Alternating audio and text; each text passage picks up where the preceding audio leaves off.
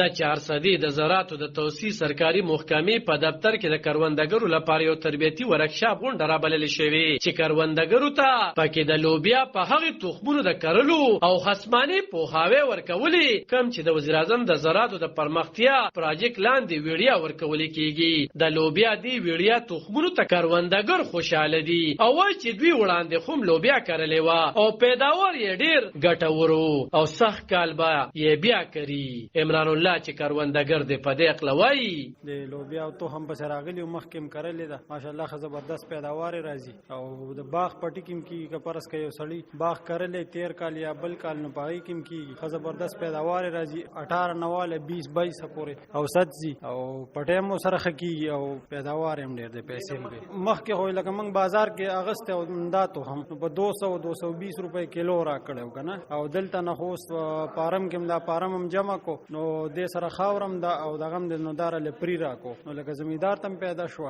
او ان شاء الله چې حکومت ته هم دغه شي. کومو کروندګرو ته چې دا تخمونه ورکړي شو او د دې پپایا کې کم پیداوار وشي نو هغه به ترې د زراعتو محکمه بیرته په 400 روپۍ اخلي او دغه رنګ به دغه تخمونه نور هم خواره شي. خو د دې کروندې او خصماني طریقه څه ده نو چارواکي ډاکټر علي خان د زراعتو توسيع محکمې ډایرکټر دی هغه وایي دا به په دوچو کرو دته به دوچې جوړي په 2.5 فوټه فاصله کې دوچا د دوچې په دوانو طرف په کری چې سونه چې کم دی وبدي را پرې دی رغو په فاصله به کری ډیر برم نه او ډیر ختم نه نو په دوچا باندې دا ډیر خولي کیږي او بیا په تسانګ کې دغه ته بخیج ان شاء الله او دا ټول فصل د 2.5 میاشتو فصل دی په ډیر شارټ ډیوریشن فصل دی او ډیر لوی مدن کې ان شاء الله د زمیدارو با پټه چې کم دی خاور بم چې کم دی پټه به سورب شي امدن به بوش ان شاء الله او دا نوی انټروډکشن دی د لوبیا 400 کې نو ان شاء الله په باغونو کې ډیر خکېږي باغ بوسرم خشي امدن به زیات شي او په عام په ټیم کرل شي په هر ازمکه کېږي. د زراعتو محکمې د لوبیا د تخمونو پروګرام په 50 ایکړه یا سل جیره بزمکه د کرلو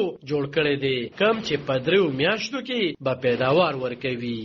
علب خان شیرپو دلبر نیوز 400